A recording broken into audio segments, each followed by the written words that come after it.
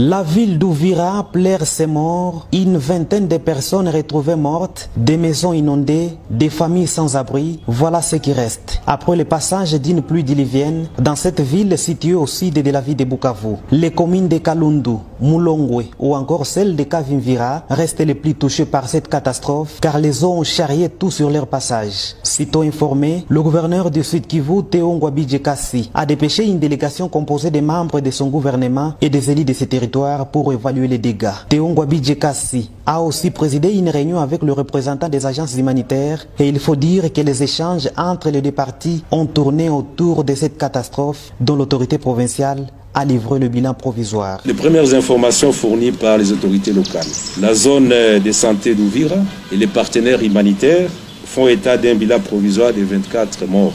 Plus de 3500 maisons détruites par ces inondations. Plus de 45 blessés suivent des soins à l'hôpital général de référence d'Ouvira et à l'hôpital général de Kasenga. 77 790 personnes sont touchées et nous avons dénombré la destruction de 3500 maisons avec 5500 ménages sont concernés. Les recherches continuent pour retrouver les probables disparus.